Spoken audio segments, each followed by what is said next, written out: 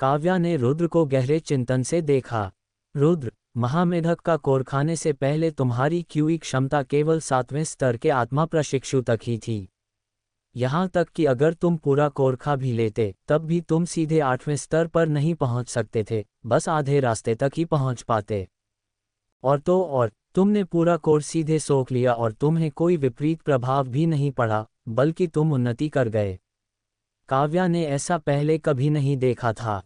शायद यह मेरे शारीरिक बनावट की वजह से हो, रुद्र ने कहा। तुम्हारी शारीरिक बनावट, इसे स्वर्ग शोधन शारीरिक क्षमता कहते हैं, उसने यह उम्मीद करते हुए कहा कि शायद उसे इसके बारे में कुछ पता हो। काव्या ने केवल अपना सिर झुकाया। स्वर्ग शोधन शारीरिक क्षमता, काव्या ने इसके बारे में पहले कभी नहीं सुना है, लेकिन अगर इसका संबंध इस बात से है कि तुम उस महामेधक के कोर को पचा सके, तो हम प्रयोग के लिए कुछ और मॉन्स्टर कोर प्राप्त कर सकते हैं। रुद्र ने अचानक वह टोकन निकाला जो उसे मूल्यांकन के दौरान एक देवी ने दिया था और उसे काव्या को दिखाया। तो क्या तुम जानती हो कि यह क्या है, या इसका उद्देश्य क्या है? काव्या की आंखें उस टोकन को देखते ही डर और आश्चर्य से चौड़ी हो गईं। प्राचीन आत्मा रत्न, और इतना बड़ा! वह चिल्लाई, रुद्र, तुम्हें ये कहाँ से मिला? यह मुझे किसी सुंदरी ने दिया था। मुझे उसका नाम नहीं पता। यह क्या करता है? रुद्र को उसकी घबराहट देखकर उत्सुकता हुई। यह एक आत्मा रत्न है। यह मॉन्स्टर कोर जैसा ही है, लेकिन इसमें कहीं अधिक क्यूई होती है। यहाँ तक कि सबसे निम्न श्रेणी का शाही आत्मा रत्न भी उच्च लोकों में बेहद कीमती होता है, क्योंकि यह रक्त रेखाओं को जागृत कर सकता है। काव्या ने अपनी लार नीली और जारी रखा, तुम्हारे हाथ में जो प्राचीन आत्मा रत्न है, वह शाही आत्मा रत्न से 3 गुना अधिक शक्तिशाली है और शायद यह उच्च गुणवत्ता का है, वह भी हथेली के आकार का। उसकी घबराहट देखकर रुद्र ने मजाक में पूछा, तो क्या मैं इसे खा सकता हूँ? काव्या लगभग डर गई और उसने तुरंत उसके हाथ पकड़ लिए। नहीं, अगर तुम इसे खाओगे तो तुम्हारा शरीर फट जाएगा। एक शक्तिशाली आत्मा सम्राट भी इसे खाने की हिम्मत नहीं करेगा। रुद्र हंसा, शांति रखो काव्या, मैं इसे नहीं खाऊंगा। मैं इसे तब तक संभाल कर रखूंगा जब तक मैं उस सुंदरी को ढूंढ न लूं जिसने मुझे ये दिया था। रुद्र ने वह रत्न काव्या की ओर बढ़ा दिया। ये तुम रखो, जब तक मैं इसे सुरक्षित रखने के काबिल न बन जाऊं। काव्या इतनी कीमती चीज नहीं रख सकती। उसने इनकार किया। अगर तुम नहीं रखोगी तो कौन रखेगा? मैं अपनी स्थिति जानता हूँ। अगर यह खो गया या छिन गया तो मुसीबत होगी। काव्या ने दृढ़ता से सिर हिलाया। काव्या अपने प्राणों की बाजी लगाकर भी इसकी रक्षा करेगी। गलत, रुद्र जोर से बोला, ये रत्न मेरे लिए तुम्हारी जान से ज्यादा कीमती नहीं है। अगर कभी तुम्हारी जान और इस रत्न में से एक चुनना पड़े तो तुम रत्न को छोड़ देना। लेकिन, कोई लेकिन नहीं, यह मेरा आदेश है। रुद्र अपनी बात पर अडिग था। काव्या समझ गई, उसने रत्न को अपने थैले में रख लिया। हम और कोर कहाँ पा सकते हैं? रुद्र ने अपनी तलवार उठाते हुए पूछा। 7वें स्तर या उससे ऊपर के किसी भी मॉन्स्टर से कोर मिल सकता है, उसने बताया। तो इंतजार किस बात का? चलो शिकार शुरू करते हैं। काव्या ने रुद्र को आगे का रास्ता दिखाया। वह 1000 मीटर के दायरे में मॉन्स्टर्स को ढूंढने में सक्षम थी। उत्तर दिशा में 200 मीटर की दूरी पर एक मध्यम स्तरीय मॉन्स्टर है। लेकिन क्या हमें 7वें स्तर से ऊपर का शिकार नहीं करना चाहिए? रुद्र, चाहे तुम कितने भी प्रतिभाशाली क्यों न हो, बिना अभ्यास के तुम कमजोर ही रहोगे। मैं इससे असहमत नहीं हो सकता। रुद्र ने सहमति में सिर हिलाया और वे दोनों शिकार पर निकल पड़े। हबिस्कस, खिलाड़ी अग्निलाल, खिलाड़ी विषदानव, खिलाड़ी पागल कुत्ता और खिलाड़ी क्रीम खिलाड़ी बनिंग केव को सफलतापूर्वक पार करने वाले पहले खिलाड़ी बन गए हैं। बधाई हो! आसमान में तैरती एक घोषणा के साथ रुद्र अपनी स्टील की तलवार लिए बड़ी फुर्ती से 4 रजत भेड़ियों के बीच नाच रहा था। उसने पलक झपकते ही उन्हें ढेर कर दिया। रुद्र रुका नहीं, उसने भागने की कोशिश कर रहे 2 और भेड़ियों को भी मार गिराया। काव्या दूर खड़ी उसे ऐसे देख रही थी जैसे कोई सड़क पर हो रहे करतब को देख रहा हो। रुद्र की प्रगति वाकई अद्भुत है। वह किसी स्पंज की तरह है जो पानी सोख लेता है, अपनी कमजोरियों से लेकर अपनी ताकत तक, वह सब कुछ इतनी जल्दी सीख जाता है। बस कुछ घंटों में उसकी तलवारबाजी और ऊर्जा नियंत्रण में बहुत सुधार आया है। उसकी आंखों में अचानक एक पछतावा दिखा। काश रुद्र का पालन पोषण उस उच्च लोक में हुआ होता, न कि इस निम्न लोक में, जहां ऊर्जा की गुणवत्ता और मात्रा दोनों कम हैं। अंतिम रजत भेड़िए को मारने के बाद रुद्र ने जमा किए हुए मॉन्स्टर कोर इकट्ठे किए। दर्जनों भेड़ियों को मारने के बाद केवल 7 कोर मिले। रुद्र ने मन ही मन सोचा कि इतनी मेहनत के बाद ये संख्या कितनी कम थी। 7 कोर का मिलना एक सफल शिकार माना जाता है, काव्या ने उसकी निराशा देखते हुए कहा। अगर सही से इस्तेमाल किया जाए तो 7 कोर 1 महीने के अभ्यास के लिए काफ़ी हैं। लेकिन मेरे लिए यह 1 मिनट भी नहीं चलेगा। रुद्र ने तुरंत एक कोर को अपने मुंह में डाल लिया, जिससे काव्या फिर से हैरान रह गई। स्वर्ग शोधन शारीरिक क्षमता सक्रिय हो गई। रजत भेड़ियों के मॉन्स्टर कोर से 560,000 क्यूई ऊर्जा का शोधन हुआ। आपने पर्याप्त ऊर्जा सोख ली है। आप 9वें स्तर के आत्मा प्रशिक्षु बन गए हैं। सभी आंकड़े जोड़ 500। काव्या ने रुद्र को ऐसे देखा जैसे कोई भूत देख लिया हो। उसकी आंखें हैरानी से भर गईं। इसका स्वाद कैंडी जैसा है, रुद्र ने अपने होंठ चाटते हुए कहा। हालांकि इसमें महामेधक के कोर जितनी ऊर्जा नहीं थी, फिर भी यह मेरे अभ्यास के लिए बहुत फायदेमंद है। रुद्र, काव्या ने उसे पुकारा, लेकिन उसे समझ नहीं आया कि आगे क्या कहे। क्या हुआ? उसने मासूमियत से उसकी ओर देखा, जैसे उसे पता ही न हो कि उसकी क्षमता कितनी अद्भुत है। काव्या सोचने लगी, जब कोई साधक मॉन्स्टर कोर की ऊर्जा सोखता है, तो वह कोर की गुणवत्ता के आधार पर ही सीमित ऊर्जा ले पाता है। सबसे उच्च श्रेणी का कोर भी अधिकतम 50% ही ऊर्जा देता है, बाकी वातावरण में विलीन हो जाती है। ये स्वर्ग का नियम है। लेकिन रुद्र, शायद उसकी यह स्वर्ग शोधन शारीरिक क्षमता इस नियम को तोड़ सकती है। काव्या ये सोचकर कांप उठी कि रुद्र में स्वर्ग को चुनौती देने वाली शारीरिक क्षमता हो सकती है। स्वर्ग को चुनौती देना, है ना? रुद्र ने अपने वास्तविक जीवन के बारे में सोचा। काश मुझे अपनी दूसरी जिंदगी में भी ऐसी क्षमता मिली होती, उसने मन ही मन आह भरी। तभी काव्या ने अपना सिर घुमाया और उसकी आंखें सिकुड़ गईं। रुद्र, हमारे पास लोग हैं। रुद्र ने सोचा, लोग? क्या वे खिलाड़ी हैं या एनपीसी? ये पहली बार था जब उसे काव्या के अलावा और लोग मिलने वाले थे। वह उन्हें देखना चाहता था। 3 लोग हैं, 2 7वें स्तर के आत्मा प्रशिक्षु और एक 8वें स्तर का, और वे एक शक्तिशाली अग्नि छिपकली से लड़ रहे हैं। मैं रुचि रखता हूँ, रुद्र ने कहा। चलो देखते हैं। वे वहां पहुंचे जहां 3 युवा एक विशाल लाल छिपकली के सामने खड़े थे, जिसकी त्वचा पर बिजली के निशान जैसे काले धब्बे थे। वे डरे हुए थे और पसीने से तरबतर थे। वे कई मिनटों से उस छिपकली से लड़ रहे थे, लेकिन कोई भी उसकी रक्षा भेद नहीं पा रहा था। धिक्कार है, इसकी खाल स्टील जैसी सख्त है। वरिष्ठ प्रशिक्षु भाई मोहित, हमें यहाँ से निकलना होगा इससे पहले कि हमारी ऊर्जा खत्म हो जाए। विक्रम सही कह रहा है।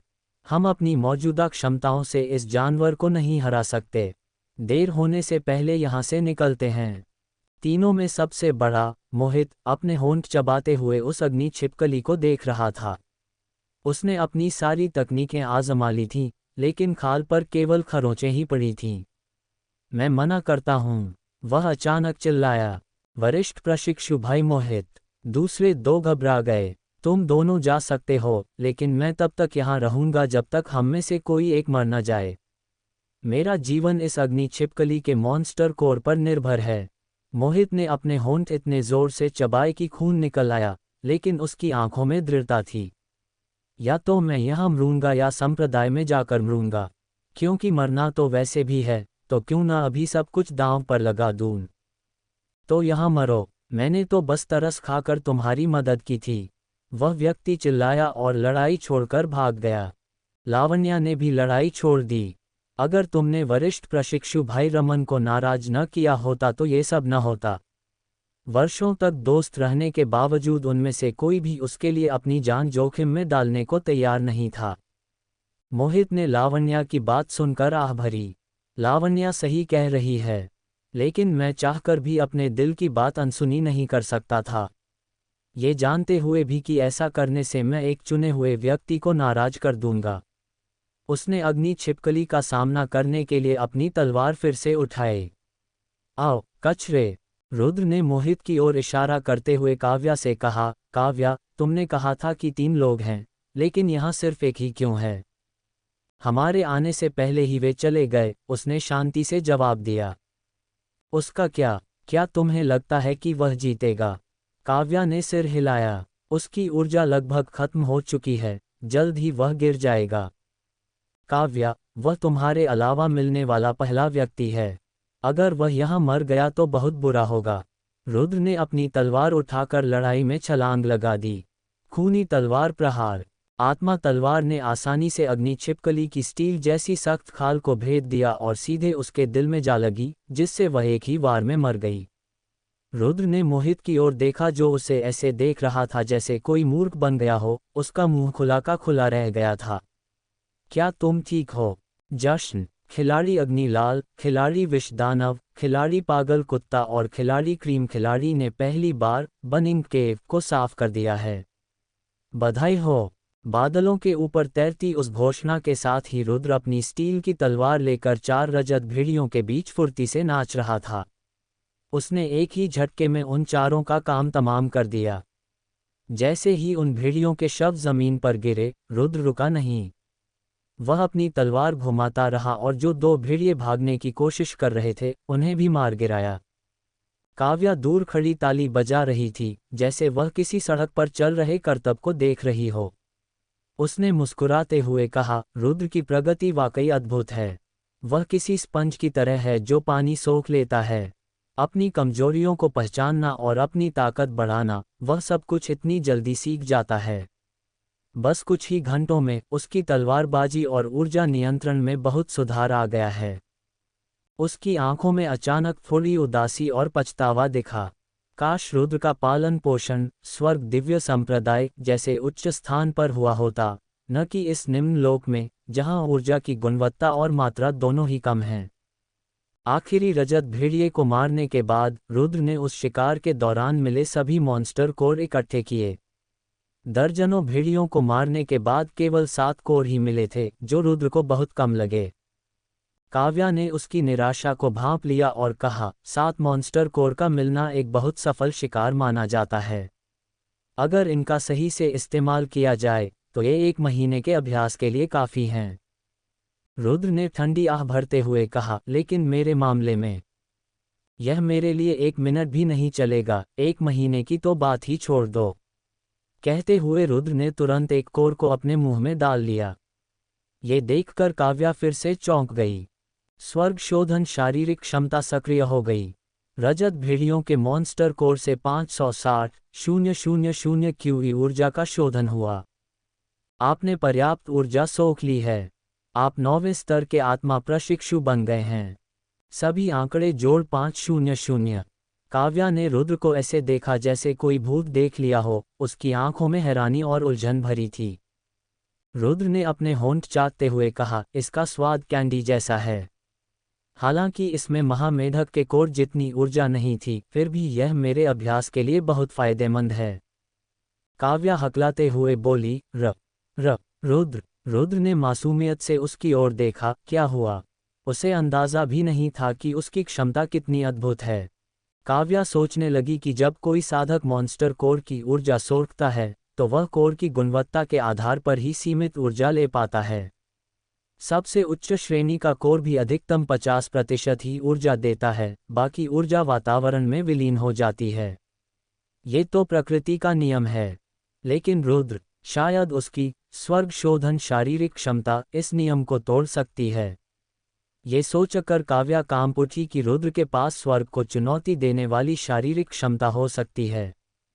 रुद्र मन ही मन सोचने लगा, स्वर्ग को चुनौती देना, है ना? काश मुझे अपने असली जीवन में भी ऐसी क्षमता मिली होती।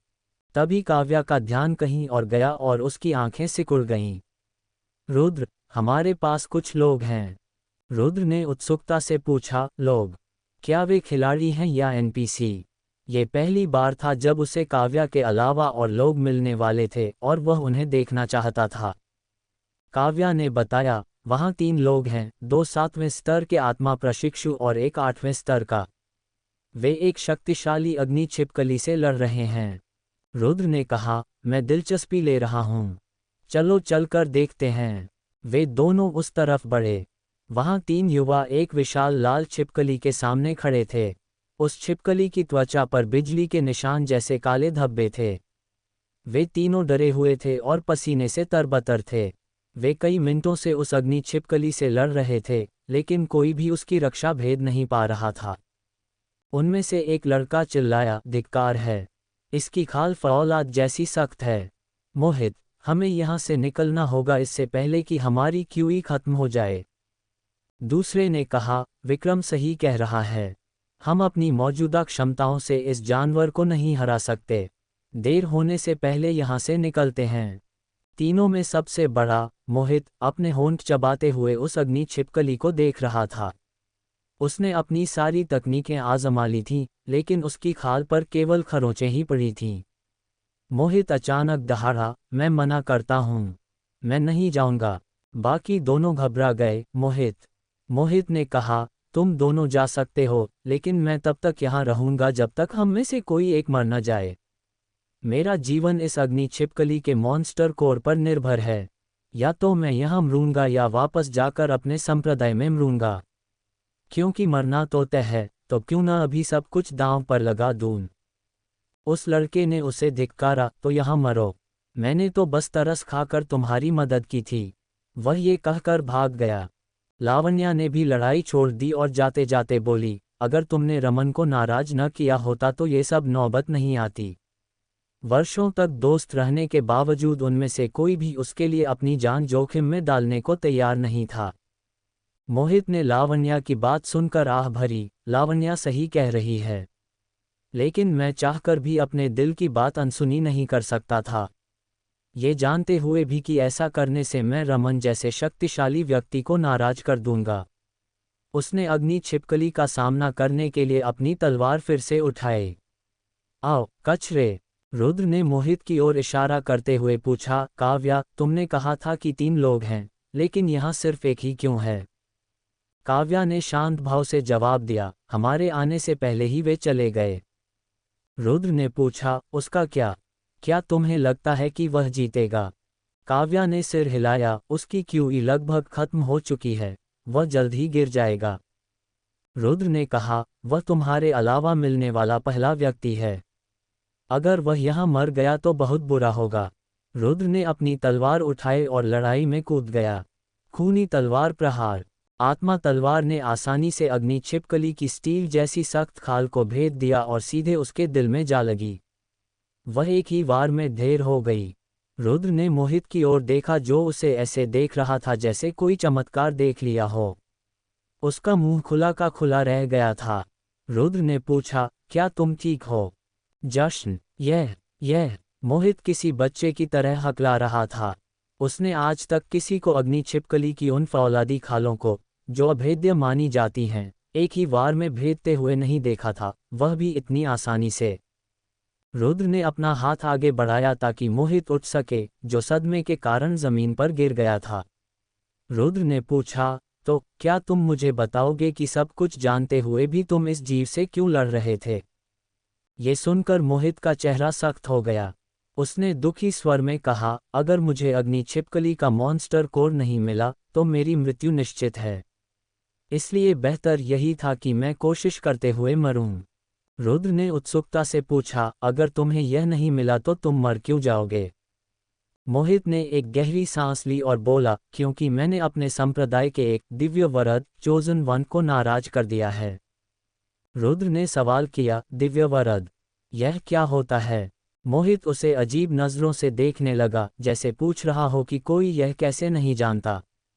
उसने समझाया, दिव्य वरद वह व्यक्ति है जिसे स्वर्ग का आशीर्वाद प्राप्त है। वे जन्म से ही महान प्रतिभाओं के साथ आते हैं और हर कोई उनका सम्मान करता है। रुद्र ने सिर हिलाते हुए कहा, स्वर्ग का आशीर्वाद है ना? तो तुम ये कह रहे हो कि तुम इसलिए मरने वाले हो क्योंकि तुमने उस एक आदमी को नाराज कर दिया। तुमने क्या किया? उसके माता पिता को उसके सामने मार डाला। मोहित ने अपने सिर को जोर जोर से हिलाया। नहीं, मैंने बस वरिष्ठ प्रशिक्षु बहन आरती को पसंद करने की कोशिश की थी। लेकिन वरिष्ठ प्रशिक्षु भाई रमन भी उन्हें पसंद करते हैं, इसलिए मेरे कार्यों ने उन्हें क्रोधित कर दिया। रुद्र ने पूछा, क्या वे दोनों साथ हैं? मोहित ने जवाब दिया, नहीं। रुद्र ने अपना माथा पीट लिया। अरे, वह तुम्हें इसलिए मारना चाहता है क्योंकि तुमने जाकर आरती नाम की लड़की से अपने प्यार का इजहार किया। तुम्हारा ये रमन कितना तर्कहीन इंसान है। मोहित हैरान रह गया। उसने मन ही मन सोचा, लेकिन ऐसी स्थिति तो अक्सर होती है। रुद्र ने अग्नि छिपकली की लाश की ओर इशारा किया। तुम्हें इसकी जरूरत है ना? मोहित ने धीरे से कहा। हाँ, रुद्र बोला, तो इसे ले लो। मोहित ने हैरानी से अपनी आंखें फाड़कर उसे देखा। यह अग्नि छिपकली का कोर एक बहुमूल्य खजाना है, जिसके लिए संप्रदाय के बड़े बड़े लोग भी तरसते हैं। फिर भी ये युवा, जिसे वह अभी अभी मिला है, उसे इतनी आसानी से देने को तैयार है।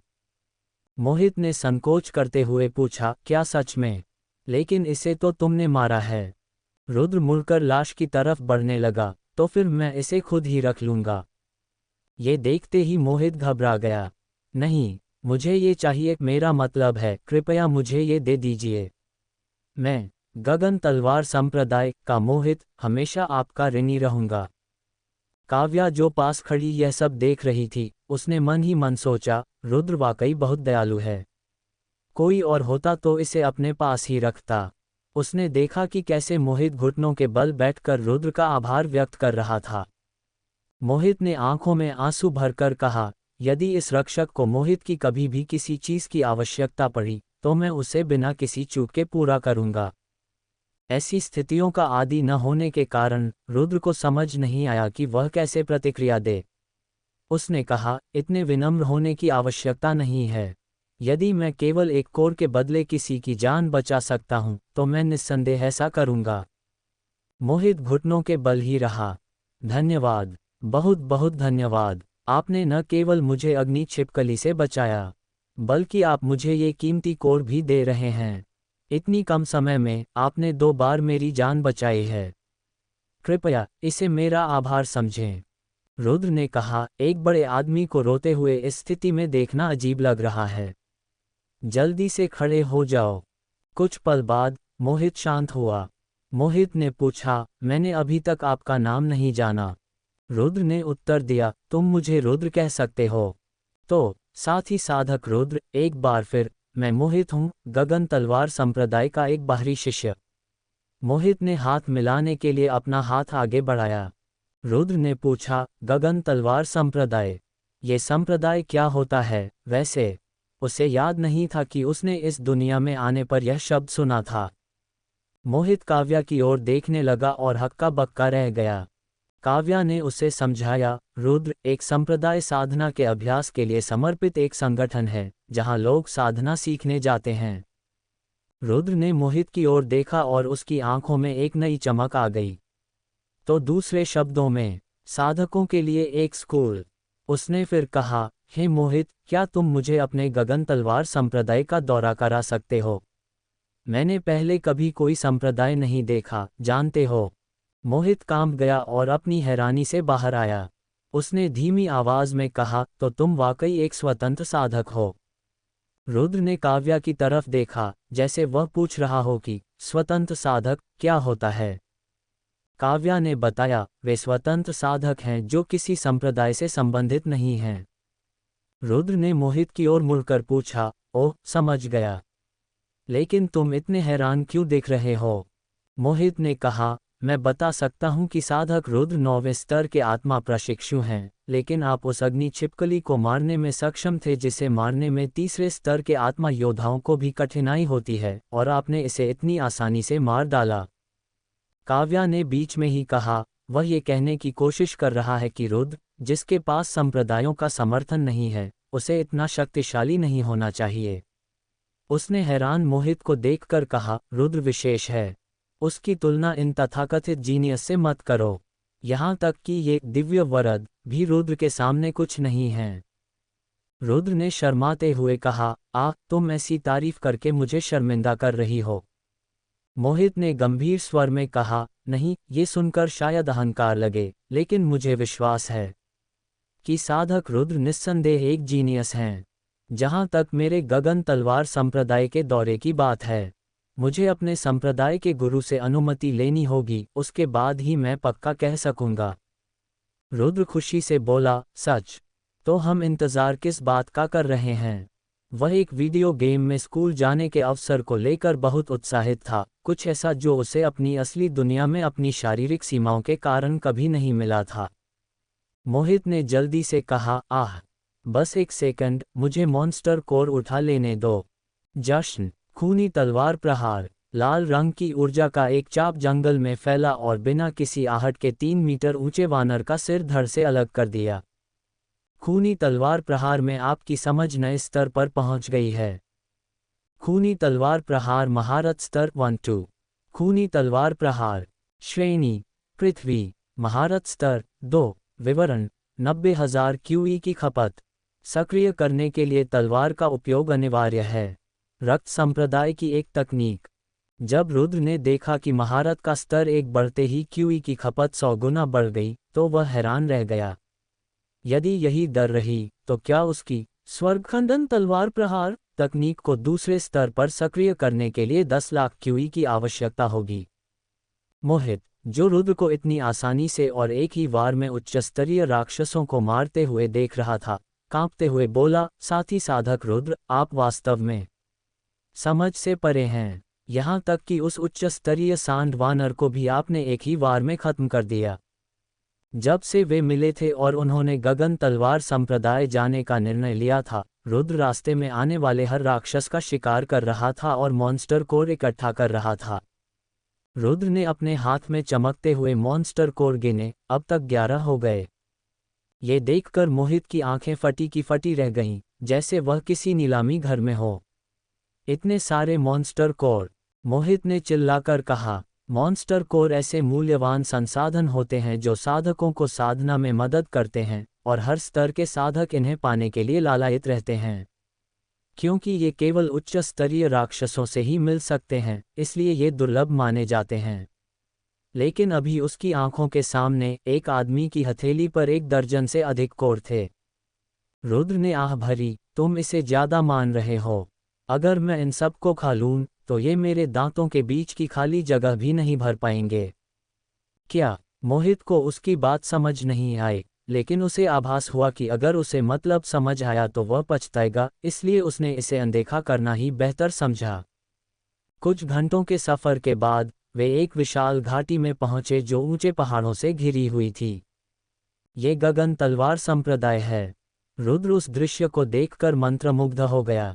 घाटी के ऊपर हवा में हजारों तलवारें मंडरा रही थीं, ऐसा लग रहा था मानो तलवारों की एक छत ने पूरे इलाके को ढका हुआ हो। मोहित ने गर्व से बताया, वह 1000 तलवारों की व्यूह रचना है। ये स्वर्ग श्रेणी की एक युद्ध रचना है। यदि इसे सक्रिय कर दिया जाए, तो वे सभी एक साथ हमला करेंगी, जैसे तीरों की बारिश हो रही हो। हालांकि इसे सक्रिय हुए 100 साल से अधिक हो गए हैं। ये नज़ारा रुद्र के लिए अविश्वसनीय था। जहाँ तक काव्या की बात थी, उसने बस एक पल के लिए उसे देखा और फिर नज़रें हटा लीं।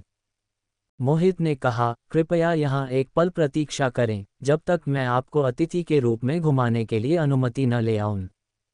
रुद्र ने सहमति में सिर हिलाया और बाहर प्रतीक्षा करने लगा। एक कमरे के अंदर मोहित एक बुजुर्ग व्यक्ति के सामने खड़ा था। एक प्रतिभाशाली स्वतंत्र साधक, आप कह रहे हैं? बुजुर्ग व्यक्ति, जिन्हें आचार्य जितेंद्र के नाम से जाना जाता था, ने अपनी लकड़ी की कुर्सी पर बैठे हुए सामने खड़े युवक को देखा। मोहित ने उन्हें रुद्र के बारे में सब कुछ बताया कि कैसे उसने एक ही वार में अग्नि छिपकली को मार गिराया।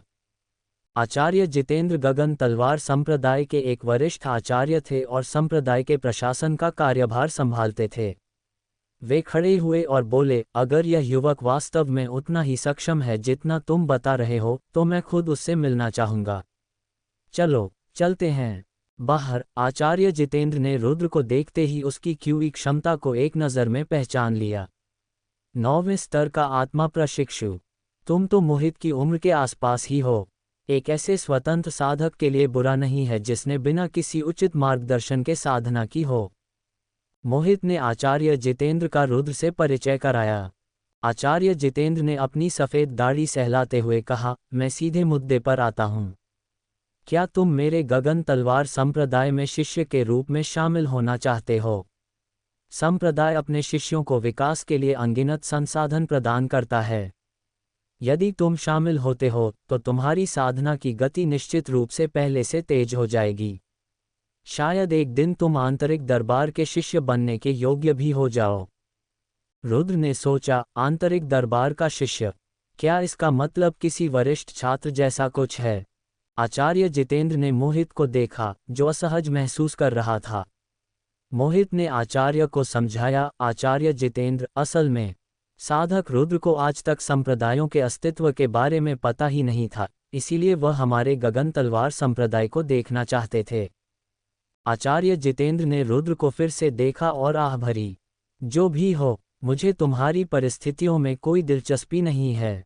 तो तुम्हारा उत्तर क्या है? यदि तुम चाहो तो मैं अभी तुम्हें बाहरी दरबार के शिष्य के रूप में स्वीकार कर सकता हूँ। मोहित ने उत्साह के साथ रुद्र से कहा, साधक रुद्र, आप वास्तव में भाग्यशाली हैं। सामान्य परिस्थितियों में प्रवेश परीक्षा पास करनी पड़ती है, लेकिन आचार्य जितेंद्र के पास अधिकार है कि वे आपको बिना किसी झंझट के स्वीकार कर लें। ये जीवन में एक बार मिलने वाला अवसर है। रुद्र थोड़ी देर के लिए चुप रहा। इतने आकर्षक प्रस्ताव के बावजूद उसने अपना सिर हिलाया। यद्यपि मैं इस उदार प्रस्ताव के लिए आभारी हूँ, लेकिन मुझे इसे अस्वीकार करना होगा। क्यों? मोहित चिल्लाया, कोई इस अवसर को कैसे छोड़ सकता है? रुद्र ने शांति से कहा, जैसा कि मैंने पहले कहा, मैं अभी किसी भी गुट में शामिल होने के लिए तैयार नहीं हूँ। मैं अभी किसी का इंतज़ार कर रहा हूँ, और जब तक वह नहीं आ जाती, मैं कोई बड़ा निर्णय नहीं लूँगा। आचार्य जितेंद्र ने अपनी आंखें बंद कर लीं। बहुत अच्छा, यदि तुम्हारा यही निर्णय है तो ऐसा ही सही। हालांकि भविष्य में कभी वापस आकर मेरी उदारता न मांगना, क्योंकि तुमने इसे एक बार खो दिया है। मोहित ने आह भरी, उसकी सारी मेहनत बेकार गई। रुद्र ने धीरे से पूछा, दौरे के बारे में, क्या मुझे अभी भी आपका संप्रदाय देखने की अनुमति है? आचार्य जितेंद्र ने ठंडी सांस ली और कहा, उसे दिखा दो कि उसने क्या खो दिया है। और वे वहां से चले गए। रुद्र को समझ नहीं आया कि क्या हुआ।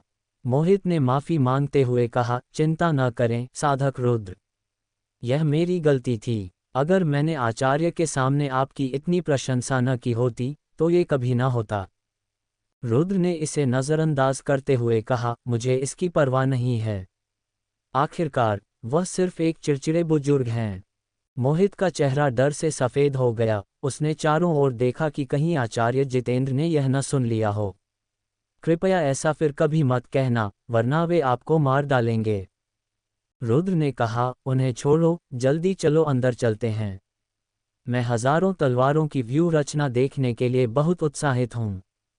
मोहित ने कड़वी मुस्कान के साथ कहा, ठीक है, मेरे पीछे आओ। और उसने दोनों को संप्रदाय के अंदर ले जाने का रास्ता दिखाया, जहां शिष्य चहल पहल कर रहे थे। रुद्र की आंखें उत्साह से चमक रही थीं। उसके लिए ये जगह किसी रोमांचक दुनिया से कम नहीं थी। हबिस्कस, वह इमारत जो तुम वहां देख रहे हो, वह हमारे जैसे बाहरी शिष्यों के लिए भोजनालय है। आंतरिक शिष्यों के लिए अलग इमारत है। मोहित ने रुद्र को गगन तलवार संप्रदाय की सैर कराते हुए समझाया। रुद्र ने उत्साह में अपना सिर हिलाया। मोहित ने आगे इशारा किया, वह खुला मैदान देखो, जहां हफ्ते में एक बार संप्रदाय के आचार्य शिष्यों को उपदेश देते हैं। और दूर स्थित ऊंची इमारत के बारे में बताया, वह मीनार है जहां शिष्य अपनी तलवारबाजी को निखारते हैं। रुद्र ने उस सुंदर मीनार को गौर से देखा। कितनी अनोखी बनावट है इसकी। क्या मैं इसे पास से देखने के लिए अंदर जा सकता हूँ? मोहित ने माफी मांगते हुए सिर हिलाया, मुझे खेद है साधक रुद्र, लेकिन आगंतुकों को किसी भी ढकी हुई इमारत के अंदर जाने की अनुमति नहीं है। रुद्र ने निराशा में सिर हिलाया, कितनी अजीब जगह है। अगर तुम सब कुछ बंद रखोगे तो नए शिष्य कैसे आकर्षित होंगे? मोहित कुछ न बोल सका और बस असहज होकर मुस्कुरा दिया। रुद्र ने बात बदली, इसे छोड़ो, चलो आगे चलते हैं। मोहित ने राहत की सांस ली। उसने कहा, ठीक है, अब मैं तुम्हें वह दिखाता हूं जिसे गगन तलवार संप्रदाय के शिष्य सबसे महत्वपूर्ण मानते हैं। वे थोड़ी देर चलने के बाद 3 ऊंचे पत्थर के शिलापटों के सामने रुके, जो एक दूसरे के बगल में थे। इन शिलापटों पर दर्जनों नाम खुदे हुए थे, जो किसी स्मारक की तरह लग रहे थे। हालांकि बाकी 2 शिलापटों के विपरीत, बीच वाले पर नाम कम थे, लेकिन वे अधिक बड़े और स्पष्ट थे। रुद्र ने बिना सोचे पूछा, यह क्या है? क्या यह मृतकों की याद में बना स्मारक है? मोहित का चेहरा डर से सफ़ेद हो गया। उसने जल्दी से आसपास देखा कि कहीं किसी ने सुना तो नहीं। जब उसे लगा कि आसपास कोई नहीं है, तो उसने राहत की सांस ली। साधक रुद्र, भले ही मुझे पता है कि तुम संप्रदायों के बारे में नहीं जानते, लेकिन तुम्हारी यह बात मुझे और इस संप्रदाय के हर शिष्य को अपमानित करती है। ये स्मारक नहीं, बल्कि पूरे संप्रदाय की रैंकिंग है। इन 3 शिलापटों पर हर नाम एक प्रतिभाशाली शिष्य का है, जिनका यहाँ के हजारों शिष्य सम्मान करते हैं। यदि किसी और ने तुम्हें ये कहते सुना होता, तो वे तलवारें लेकर तुम पर टूट पड़ते। इन लोगों ने अपना पसीना और खून बहाकर यह स्थान हासिल किया है। रुद्र ने माफी मांगते हुए कहा, मुझे बिल्कुल अंदाजा नहीं था। मेरी इस अभद्र टिप्पणी के लिए मैं क्षमा चाहता हूँ। मोहित ने शांत होकर समझाया, कोई बात नहीं। मैं जानता हूं कि तुम्हारा मतलब गलत नहीं था। कुल मिलाकर इन 3 शिलापटों पर 100 नाम हैं। ये 100 लोग गगन तलवार संप्रदाय के सबसे शक्तिशाली शिष्य हैं, जिनमें आचार्य और संप्रदाय प्रमुख शामिल नहीं हैं। हर एक को संप्रदाय का पूरा समर्थन मिलता है और वे असीमित संसाधनों का आनंद लेते हैं। बीच वाले शिलापट पर मौजूद हर व्यक्ति को मुख्य शिष्य की उपाधि दी जाती है। तभी आखिरी शिलापट का आखिरी नाम गायब हो गया और कुछ ही सेकंड बाद उसी जगह पर एक नया नाम उभर आया। ये देखकर मोहित की आंखें उत्साह से चमक उठीं। देखो, किसी ने 100वें स्थान वाले शिष्य को पीछे छोड़ दिया। रुद्र पत्थर पर खुदे नाम गौर से देखने लगा, तभी उसकी नज़र रमन नाम पर पड़ी। उसने पहले शिलापट की ओर इशारा किया और मोहित से पूछा, सुनो, वह रमन, क्या ये वही है जिसे तुमने नाराज किया था? मोहित का चेहरा ये सुनते ही फीका पड़ गया। उसने धीमी गति में सिर हिलाया। वह 14वें स्थान पर है, यानी वह यहाँ का 14वां सबसे शक्तिशाली शिष्य है। मोहित ने फिर से धीरे से सिर हिलाया। रुद्र ने पूछा, और वह लड़की जिसे तुम पसंद करते थे, क्या उसका नाम भी यहाँ है? मोहित ने चुपचाप बीच वाले शिलापट पर सबसे नीचे लिखे नाम की ओर इशारा किया। आरती, 10वें स्थान पर। रुद्र ने मोहित को आश्चर्य से देखा। तुमने वास्तव में किसी ऐसे व्यक्ति को पसंद किया जिसका नाम रैंकिंग में है, और वह भी बीच वाले शिलापट पर। तुम तो काफी साहसी निकले। मोहित कड़वाहट से मुस्कुराया। उसने कहा, खैर, अतिथि के तौर पर तुम्हारे लिए इतना ही देखना काफी है। अब मुझे रमन को यह अग्नि छिपकली का मॉन्स्टर कोड देना होगा। रुद्र ने पूछा, क्या तुम्हें वाकई उसे ये देने की जरूरत है? तुमने कुछ गलत नहीं किया, तो उसकी बेतुकी बातों को सुनने का कोई मतलब नहीं है। मोहित ने सिर हिलाया, तुम नहीं समझते रुद्र। यह एक ऐसी दुनिया है जहां शक्तिशाली नियम बनाता है और कमजोरों को उसका पालन करना पड़ता है, भले ही वे नियम कितने भी अनुचित क्यों न हों। रुद्र ने कंधे उचकाते हुए कहा, मैं तो यही कहूंगा कि जो ऐसे नियमों का पालन करता है, वह मूर्ख है। तुम ही हो जो असलियत नहीं समझ रहे। रुद्र ने उसे साथ चलने को कहा, लेकिन मोहित ने मना कर दिया। तभी दूर से एक आवाज गूंजी, अरे, क्या वह वही लड़का नहीं है जिसने आरती को लुभाने की कोशिश की थी? रमन और उसका साथी जतिन वहां आ गए। मोहित का चेहरा डर से कांपने लगा। रमन ने चिल्लाकर कहा, मोहित, तुम कमीने, तुमने मुझे कितना दौड़ाया। उसने मोहित को धमकी दी और मॉन्स्टर कोर की मांग की। मोहित ने डरते हुए वह कोर रमन को दे दिया। रमन खिलखिलाकर हंसा, तुम वाकई मूर्ख हो। क्या तुम्हें सच में लगा कि कोर मिलने के बाद मैं तुम्हें अकेला छोड़ दूंगा? ये तो बस तुम्हें पीटने का बहाना था। मोहित का दिल टूट गया। रमन ने उसे अपमानित करना जारी रखा, क्योंकि उसे आरती से प्यार करने की हिम्मत हुई थी। तभी रुद्र जोर से हंसा, वाह, क्या खूब कहा। किसी से प्यार करने के लिए उसे पीटना। तुम्हारा व्यक्तित्व कितना सड़ा हुआ है। रमन ने रुद्र को देखा, और तुम कौन हो? तुम इस संप्रदाय के नहीं लगते। रुद्र ने शांत भाव से कहा, मैं वह हूं जिसने उसे वह कोर दिया था। रमन ने चेतावनी दी, तुमने उसे यह कीमती चीज क्यों दी?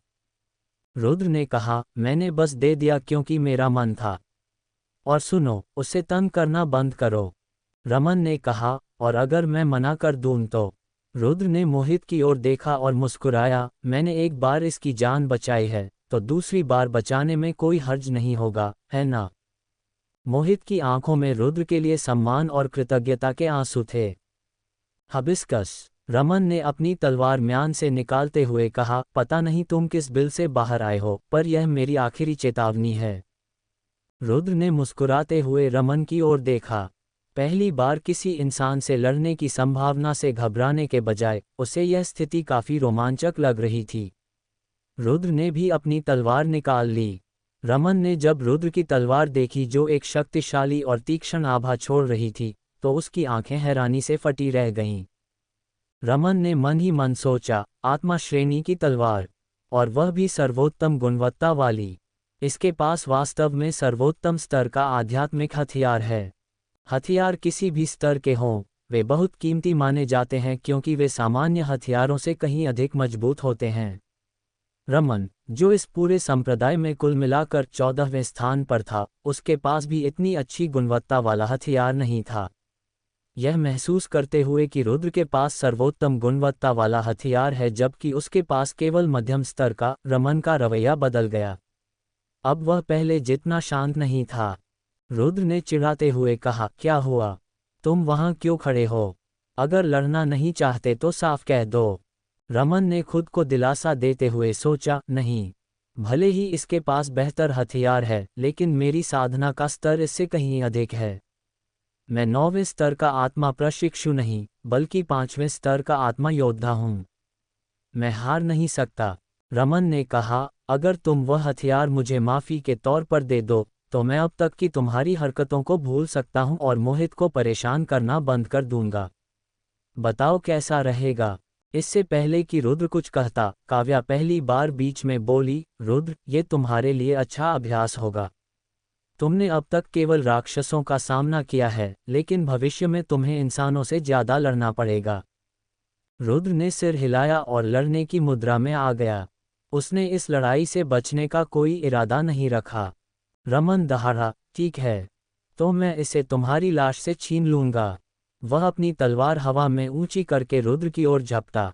ट्रिपल तलवार प्रहार।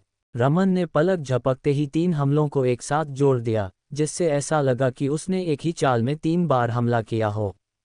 रुद्र ने अपनी तलवार उठाई और एक ही झटके में तीनों हमलों को रोक दिया। रमन हैरान रह गया, क्या? हालांकि रुद्र ने हमले को पूरी तरह से रोक लिया था, लेकिन रमन की ताकत के कारण उसे थोड़ा पीछे हटना पड़ा, क्योंकि रमन उससे 5 स्तर ऊपर था। रुद्र ने अपने कांपते हुए हाथों को देखा और उसके चेहरे पर एक बड़ी मुस्कान आ गई। उसे वह झुनझुनी और सुन्न करने वाला एहसास बहुत अच्छा लगा। रुद्र, जिसका असली शरीर कुछ भी महसूस नहीं कर सकता था, पहली बार ऐसा कुछ महसूस करके बहुत उत्साहित था और उसे लगा जैसे वह जीवित है। रमन ने रुद्र का मुस्कुराता हुआ चेहरा देखा और सोचा, क्या ये पागल है? रुद्र ने चिल्लाया, आओ और लड़ते हैं। इस बार रुद्र आक्रामक हो गया। काव्या ने मन ही मन सोचा, क्या रुद्र एक लड़ाई का शौकीन है? रुद्र बोला, खूनी तलवार प्रहार। अचानक तलवार की धार लाल हो गई और चारों ओर एक घातक आभा फैल गई। रमन के होश उड़ गए जब उसने महसूस किया कि रुद्र ने पृथ्वी श्रेणी की तलवार तकनीक का उपयोग किया है।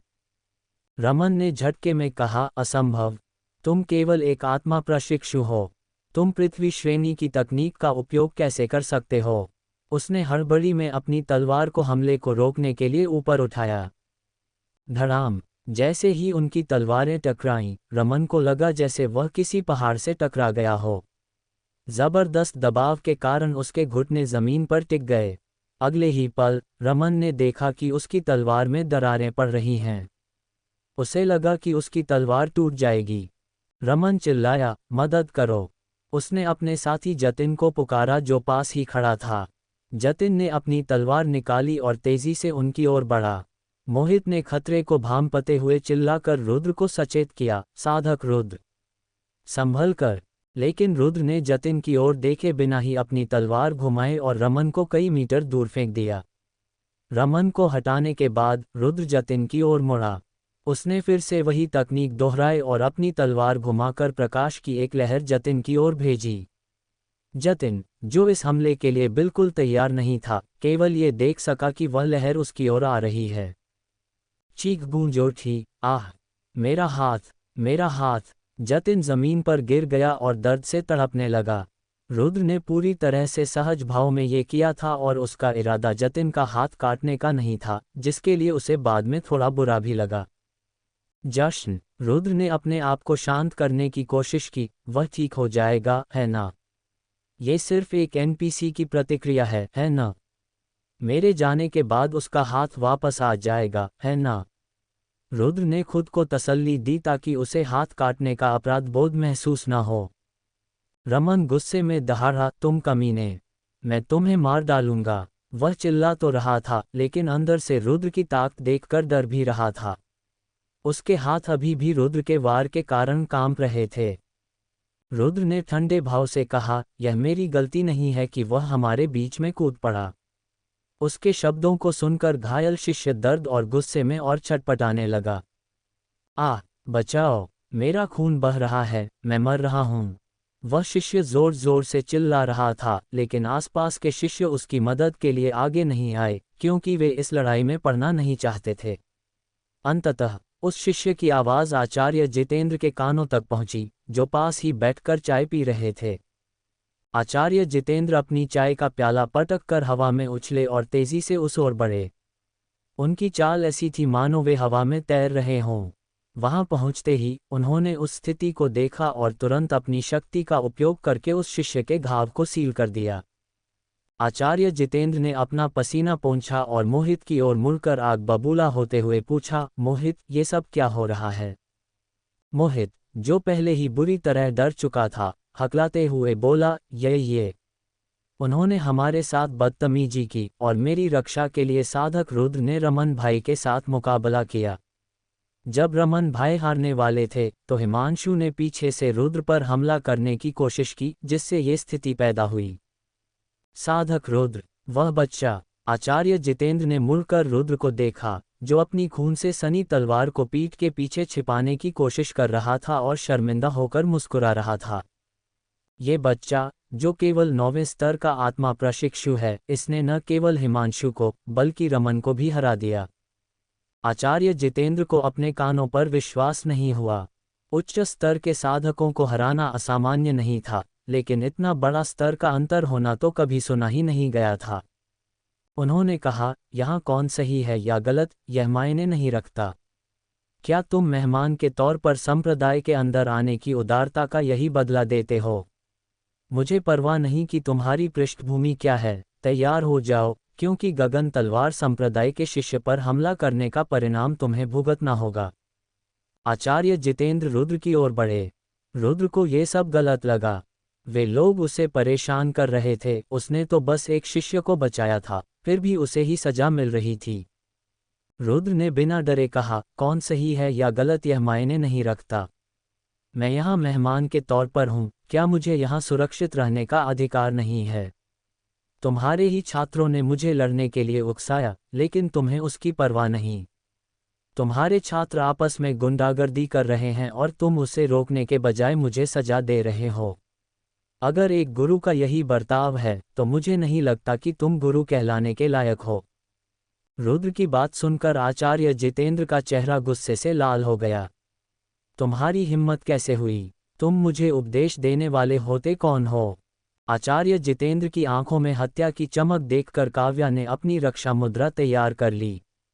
यदि आचार्य ने रुद्र को छूने की भी कोशिश की, तो वह उन्हें छोड़ने वाली नहीं थी। जैसे ही आचार्य जितेंद्र रुद्र को सबक सिखाने के लिए आगे बढ़े, उनके कानों में एक भारी आवाज गूंजी, रुको! आचार्य जितेंद्र ठिठक गए और पीछे मुड़कर देखा। पीछे एक अधेड़ उम्र का व्यक्ति खड़ा था, जिसकी आंखों में एक अजीब सी तीव्रता और रौब था। आचार्य जितेंद्र की आंखें फटी की फटी रह गईं। संप्रदाय प्रमुख। वहां मौजूद हर व्यक्ति ने सम्मान और डर से सिर झुका लिया। संप्रदाय प्रमुख ने कहा, पीछे हट जाओ आचार्य जितेंद्र, मैं इसे खुद देख लूंगा। आचार्य जितेंद्र हैरान थे, लेकिन उन्होंने बिना एक शब्द कहे सिर झुका लिया। संप्रदाय प्रमुख आगे आए और रमन और हिमांशु की ओर देखा। मैं शुरू से सब देख रहा हूं। उनकी बात सुनकर वे दोनों डर के मारे कांपने लगे। कितने दयनीय हो तुम, दो लोग मिलकर भी एक से हार गए और पीछे से वार करने की कायरता दिखाए। क्या मैंने अपने संप्रदाय में ऐसी तलवारबाजी सिखाई है? मैं तुम दोनों को कड़ी सजा दूंगा। रमन का चेहरा ये सुनकर सफ़ेद पड़ गया। हिमांशु तो ये सुनते ही बेहोश हो गया। संप्रदाय प्रमुख ने रुद्र की ओर देखा। वह तकनीक जो तुमने अभी इस्तेमाल की, तुम जरूर रक्त संप्रदाय से हो। रक्त संप्रदाय, वह दुष्ट जगह। आचार्य जितेंद्र ने मन ही मन सोचा। उन्हें यह उम्मीद नहीं थी कि रुद्र जैसा दिखने वाला लड़का उस घिनौनी जगह से होगा। रुद्र ने कहा, मुझे न तुमसे कोई समस्या चाहिए और न तुम्हारे इस संप्रदाय से। हम बस यहाँ से जा रहे हैं। रही बात इस लड़ाई की, तो ये हमारी गलती थी, तुम फिक्र मत करो। वहाँ मौजूद हर व्यक्ति ये देखकर हैरान था कि उनका रौबीला संप्रदाय प्रमुख एक छोटे लड़के के सामने इतना विनम्र कैसे हो सकता है। रुद्र खुद भी हैरान था। उसे समझ नहीं आ रहा था कि स्थिति ने इतना अचानक मोड़ कैसे ले लिया। हबिस्कस। रुद्र ने एक पल रुककर स्थिति का आकलन किया और निर्णय लिया कि उसके और मोहित के लिए यही बेहतर होगा कि वे यह मान लें कि वह रक्त संप्रदाय का ही सदस्य है।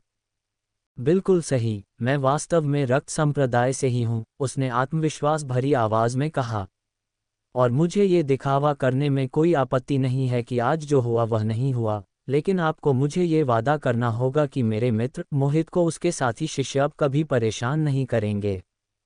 साधक रुद्र। मोहित अपने कानों पर विश्वास नहीं कर पा रहा था और उसकी आंखों में आंसू आ गए। रुद्र उसके लिए इतना कुछ क्यों कर रहा था, जबकि उसने ऐसा कुछ खास किया भी नहीं था जिसके बदले में उसे ये सब मिले। संप्रदाय प्रमुख ने मोहित की ओर देखा और कहा, मोहित, है ना? तुम आज से मेरे शिष्य बनोगे। जो भी तुम्हें छूने की हिम्मत करेगा, उसे मुझसे जवाब देना होगा। वहां मौजूद हर कोई, जिसमें मोहित भी शामिल था, इस घोषणा को सुनकर स्तब्ध रह गया। अपने नए गुरु का अभिवादन करो, संप्रदाय प्रमुख ने आदेश दिया। मोहित ने तुरंत जमीन पर झुककर उन्हें प्रणाम किया। ये शिष्य अपने गुरु का अभिवादन करता है। बहुत अच्छा, आज से तुम मेरी देखरेख में प्रशिक्षण लोगे। मोहित ने उत्साह के साथ सहमति जताई। रुद्र इस परिणाम से संतुष्ट था, क्योंकि उसे ऐसी उम्मीद नहीं थी। तो अब मैं चलता हूँ, उसने कहा। संप्रदाय प्रमुख ने सिर हिलाया और मोहित से कहा, जाओ, हमारे अतिथि को बाहर तक छोड़ाओ। जी गुरुदेव। मोहित रुद्र और काव्या को भीड़ से दूर ले गया। उनके जाने के बाद आचार्य जितेंद्र ने फुसफुसाते हुए पूछा, संप्रदाय प्रमुख, मोहित को अपना शिष्य बनाना थोड़ा। चुप रहो, संप्रदाय प्रमुख ने गंभीरता से कहा। यदि तुमने अब तक नहीं देखा, तो जान लो कि उस बालक द्वारा इस्तेमाल की गई तलवार तकनीक रक्त संप्रदाय की सबसे शक्तिशाली तकनीकों में से एक है। क्या इसका मतलब वह बालक निश्चित रूप से रक्त संप्रदाय का कोई साधारण शिष्य नहीं है? उसकी क्षमता और जिस तरह उसने अपने से कई गुना अधिक शक्तिशाली साधकों का सामना किया, उसे देखकर मुझे आश्चर्य नहीं होगा यदि उसका गुरु स्वयं रक्त संप्रदाय का प्रमुख रक्त स्वामी ही हो। रक्त स्वामी, केवल उनका नाम सुनकर ही आचार्य जितेंद्र डर के मारे कांप उठे। और यदि उसके जैसा कोई व्यक्ति मोहित को अपना मित्र कहता है, तो पूरी संभावना है कि रक्त संप्रदाय संकट के समय हमारी सहायता करेगा। ऐसे में मैं उसे अपना शिष्य बनाने में संकोच नहीं करूंगा, भले ही इससे कई शिष्य नाखुश ही क्यों न हों। आचार्य जितेंद्र ने उनकी प्रशंसा भरी नजरों से देखा। संप्रदाय प्रमुख की दूरदर्शिता वाकई कमाल की थी। संप्रदाय प्रमुख अत्यंत बुद्धिमान हैं।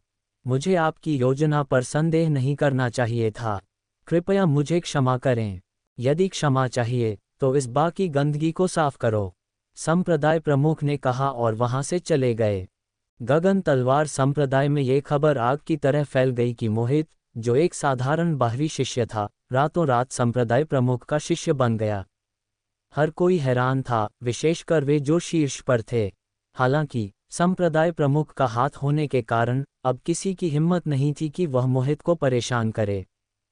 गगन तलवार संप्रदाय के बाहर मोहित घुटनों के बल बैठकर रुद्र को झुककर प्रणाम करने लगा, जो उसके इस व्यवहार से थोड़ा असहज हो गया। तुम ये क्या कर रहे हो?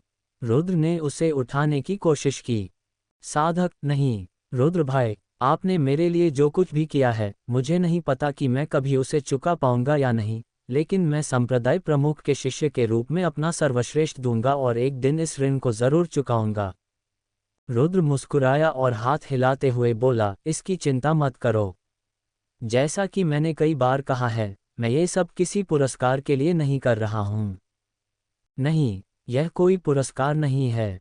मैं यह इसलिए कर रहा हूँ क्योंकि मैं ऐसा करना चाहता हूँ, बिल्कुल आपकी तरह। उसने तुरंत जवाब दिया। रुद्र समझ गया था कि अब मोहित अपना इरादा नहीं बदलने वाला, इसलिए उसने सिर हिलाया और स्वीकार कर लिया।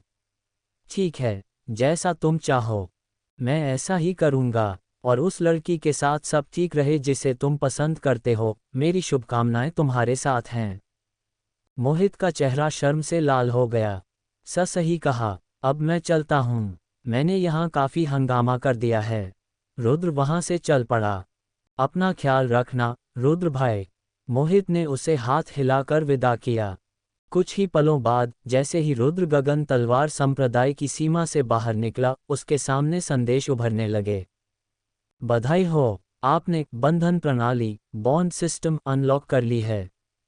मोहित को आपके बंधन में जोड़ा गया है। मोहित के साथ बंधन का स्तर बढ़कर परिचित अक्वेंटेंस हो गया है। मोहित के साथ बंधन का स्तर बढ़कर मित्र फ्रेंड हो गया है। मोहित के साथ बंधन का स्तर बढ़कर बंधुत्व ब्रदरहुड हो गया है। बधाई हो, मोहित के साथ आपका बंधन स्तर बंधुत्व तक पहुंच गया है। आपको मोहित के बंधन स्तर से निम्नलिखित प्रभाव प्राप्त हुआ है। मोहित की कृतज्ञता।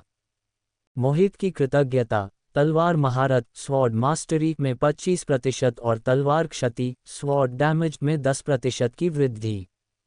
तलवार महारत, तलवार चलाते समय आपका नियंत्रण बढ़ाता है। तलवार क्षति, तलवार चलाते समय आपकी क्षति डैमेज बढ़ाता है। बधाई हो, आपने संघ एसोसिएशंस अनलॉक कर लिया है। गगन तलवार संप्रदाय को आपके संघों में जोड़ दिया गया है। वहां मचाए गए हंगामे के कारण गगन तलवार संप्रदाय के साथ आपके संबंध काफी कम हो गए हैं। गगन तलवार संप्रदाय के प्रधान शिष्य मोहित के साथ आपके बंधन स्तर के कारण गगन तलवार संप्रदाय के साथ आपके संबंध काफी बढ़ गए हैं। बधाई हो, आपने प्रसिद्धि फेम अनलॉक कर ली है। गगन तलवार संप्रदाय में आपके कार्यों के कारण आपकी प्रसिद्धि 10 बढ़ गई है। प्रसिद्धि, जैसे जैसे आप अपना नाम कमाते हैं, ये बढ़ती जाती है। नोटिफिकेशन की बार देखकर रुद्र को सिरदर्द महसूस होने लगा। अब हमें कहाँ जाना चाहिए? रुद्र ने काव्या से पूछा। काव्या ने सोचते हुए कहा, जैसे ही वे जंगल के अंदर बढ़ने लगे। बढ़ता दिल। जैसे जैसे वे गगन तलवार संप्रदाय से दूर होते गए, काव्या के मन में विचारों का चक्र चल रहा था। रुद्र को साधक बने अभी कुछ ही दिन हुए थे और वह पहले ही 9वें स्तर का आत्मा प्रशिक्षु होकर आत्मा योद्धाओं को टक्कर देने में सक्षम था। इतनी तेजी से विकास करना किसी ने नहीं सुना था। उसकी तलवारबाजी में निपुणता भी इतनी तेजी से बढ़ रही थी मानो वह कोई तलवार सम्राट का पुनर्जन्म हो। रुद्र ने काव्या की ओर देखते हुए पूछा, वैसे अगर मैं यूं ही बिना किसी लक्ष्य के घूमता रहा तो क्या होगा? क्या मुझे कुछ और करना चाहिए? काव्या ने उसे समझाया, रुद्र, चूंकि तुम पहले ही 9वें स्तर के आत्मा प्रशिक्षु हो, तुम्हें अगली कक्षा में जाने के लिए आत्मज्ञान प्राप्त करना होगा। जब तक तुम आत्मा योद्धा नहीं बन जाते, तुम अपनी क्यूई की सीमाओं को नहीं तोड़ सकते। तो मैं आत्मा योद्धा कैसे बनूं? रुद्र ने जिज्ञासा से पूछा। जब तुम आत्मा प्रशिक्षु की अंतिम सीमा तक पहुंच जाओगे, तो आत्मज्ञान स्वाभाविक रूप से तुम्हारे भीतर आएगा। लेकिन ये पूरी तरह से तुम्हारी किस्मत और प्रतिभा पर निर्भर करता है। रुद्र को ये बात थोड़ी अजीब लगी, लेकिन उसने इसे स्वीकार कर लिया। काव्या ने उसे बताया कि हालांकि हर कोई साधना कर सकता है, लेकिन हर किसी की क्षमता जन्म से पहले ही निर्धारित हो जाती है। बहुत से लोग 9वें स्तर तक तो पहुंच जाते हैं, लेकिन वे उस अंतिम बाधा को पार करने वाला आत्मज्ञान प्राप्त नहीं कर पाते। हालांकि ऐसी दुर्लभ वस्तुएं और खजाने मौजूद हैं जो किसी की किस्मत बदल सकते हैं, और काव्या के पास ऐसे कुछ गुप्त उपाय मौजूद थे। रुद्र ने अपने स्टेटस की ओर देखा। उसकी क्यूई अनुभव क्षमता लगभग पूरी हो चुकी थी। उसने बिना देर किए 3 मॉन्स्टर कोर निकाले और एक साथ मुंह में डाल लिए। स्वर्ग शोधन शारीरिक क्षमता सक्रिय। रक्त वानर के मॉन्स्टर कोर से 900-500 क्यूई ऊर्जा का शोधन हुआ। पिशाच भेड़िए के मॉन्स्टर कोर से 895-415 क्यूई ऊर्जा का शोधन हुआ। शल्की वराह के मॉन्स्टर कोर से 730-650 क्यूई ऊर्जा का शोधन हुआ। तभी उसके सामने एक सूचना चमकी। आपने उन्नति के लिए पर्याप्त ऊर्जा सोख ली है। चूंकि आपका क्यूई अनुभव पूर्ण हो चुका है, अब आप अगले स्तर तक और अधिक क्यूई प्राप्त नहीं कर पाएंगे। कुछ सेकंड बाद सूचनाएं फिर से बदलीं। आपने उन्नति की सभी शर्तें पूरी कर ली हैं। आप प्रथम स्तर के आत्मा योद्धा बन गए हैं। आपकी इंद्रिय क्षमता वर्धन का विकास उन्नत इंद्रिय क्षमता वर्धन में हो गया है। आपने वर्धित शारीरिक शक्ति सीख ली है। सभी आंकड़े जोड़ 1000। रुद्र के पूरे शरीर में एक असीम ऊर्जा का प्रवाह महसूस हुआ। उसका शरीर और मजबूत हो गया था। काव्या उसे एकटक देखती रह गई। उसकी आंखें हैरानी से फटी हुई थीं। उसने जो देखा उस पर विश्वास करना कठिन था। उसने तो बिना किसी आत्मज्ञान के ही आत्मा योद्धा का स्तर प्राप्त कर लिया था, जो कि उच्च लोकों में भी एक अभूतपूर्व उपलब्धि थी। रुद्र ने काव्या की घबराहट देख पूछा, क्या हुआ? मैंने कुछ गलत कर दिया क्या? मुझे तो बस ऊर्जा महसूस हुई और मैं स्तर पार कर गया। अविश्वसनीय। काव्या के मुंह से बस यही निकला। रुद्र ने अपने नए आंकड़ों पर नजर डाली।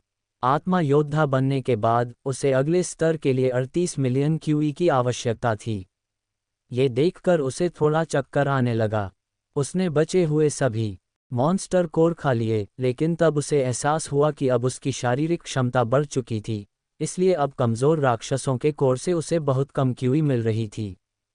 लगता है अब मुझे साधना से थोड़ा ब्रेक लेना चाहिए। ये लगातार शिकार करना मानसिक रूप से थकाने वाला है, रुद्र ने सोचा। उसने काव्या से पूछा, काव्या, क्या तुम मुझे सबसे पास वाले शहर तक ले चल सकती हो? हमें थोड़ा आराम करना चाहिए और आगे की योजना बनानी चाहिए। सबसे पास वाला शहर 10 किलोमीटर दूर है, काव्या ने जवाब दिया। 10 किलोमीटर? चलो, दौड़कर चलते हैं, रुद्र ने उत्साह के साथ कहा। पहली बार उसे अपने भीतर इतनी ऊर्जा महसूस हो रही थी। काव्या ने मुस्कुराते हुए हामी भर दी और वे दोनों उस शहर की ओर दौड़ पड़े। फायर। आधे घंटे तक दौड़ने के बाद रुद्र और काव्या को शहर की दीवारें दिखाई देने लगीं। सिस्टम की सूचना के अनुसार इस जगह का नाम आत्मानगर था। काव्या ने बताया कि यह पूर्वी महाद्वीप के 4 महान नगरों में से एक है और प्रभाव के मामले में तीसरे स्थान पर आता है। वे शहर के मुख्य द्वार पर पहुंचे, जहां उन्होंने देखा कि पहरेदार आगंतुकों के पास मौजूद एक क्रिस्टल बॉल से जांच कर रहे थे। काव्या ने बताया कि यह केवल संदिग्धों को जांचने के लिए है। द्वार पर पहुंचते ही पहरेदार ने प्रति व्यक्ति एक चांदी का सिक्का प्रवेश शुल्क मांगा। रुद्र के पास पैसे नहीं थे और काव्या के पास भी कोई सिक्का नहीं था। पहरेदार ने उन्हें भिखारी समझकर ताना मारा और रास्ता खाली करने को कहा। रुद्र ने जाने का मन बना ही लिया था कि तभी उनके पीछे खड़ी एक युवती ने कहा, अगर आप चाहें तो मैं आपका प्रवेश शुल्क दे सकती हूँ। रुद्र ने मुड़कर देखा तो वह एक बहुत ही शालीन और सुंदर युवती थी। रुद्र ने हिचकिचाते हुए सहमति जताई। उस युवती के साथ खड़े एक वृद्ध व्यक्ति ने धीमी आवाज में टिप्पणी की कि उन्हें इन भिखारियों पर अपना समय बर्बाद नहीं करना चाहिए, जिसे रुद्र ने अपनी बढ़ी हुई इंद्रिय क्षमता के कारण साफ सुन लिया। रुद्र ने उस व्यक्ति की बदतमीजी को नजरअंदाज किया। युवती ने उन दोनों की ओर से 4 चांदी के सिक्के पहरेदार को दे दिए। जांच के दौरान रुद्र और काव्या के हाथों से क्रिस्टल बॉल में हरी रोशनी निकली, जिससे वे शहर में प्रवेश कर गए। अंदर आने के बाद रुद्र ने उस युवती के प्रति आभार व्यक्त किया और कृतज्ञता के रूप में उसे एक मॉन्स्टर कोर देना चाहा। युवती ने ये देखकर अपना मुंह आश्चर्य से ढक लिया कि वह एक रक्त वानर का मॉन्स्टर कोर था, जिसकी कीमत 2 चांदी के सिक्कों से कहीं ज्यादा थी। उसने मना करने की कोशिश की, लेकिन रुद्र के आग्रह पर उसने उसे स्वीकार कर लिया। युवती ने रुद्र को एक धातु का पदक दिया जिस पर वंश लिखा था और कहा, मेरा नाम अनन्या है। यदि आपको किसी सहायता की आवश्यकता हो तो वसंत नगर में मेरे वंश परिवार से संपर्क करें। रुद्र ने पदक ले लिया और काव्या के साथ आगे बढ़ गया। अनन्या के साथ आए वृद्ध ने पूछा कि उसने अपना पारिवारिक पदक अजनबियों को क्यों दिया। अनन्या ने समझाया कि उस युवक के व्यक्तित्व और उसकी आभा से लगता है कि वह किसी बड़े परिवार का प्रतिभाशाली साधक है। शहर में घूमते हुए रुद्र और काव्या ने पैसे कमाने का सोचा। काव्या ने सुझाव दिया कि वे अपने पास मौजूद मॉन्स्टर कोर को बेच सकते हैं। रुद्र ने पूछा कि उन्हें कहाँ बेचना चाहिए। काव्या ने बताया कि सबसे अच्छा मूल्य पाने के लिए उन्हें किसी नीलामी घर जाना चाहिए, हालांकि इसमें समय लग सकता है। रुद्र ने तय किया कि वह नीलामी घर में ही अपने मॉन्स्टर कोर बेचेगा ताकि उसे आज जैसी अपमानजनक स्थिति का सामना फिर न करना पड़े। वे दोनों अब एक नीलामी घर की तलाश में शहर में आगे बढ़ गए।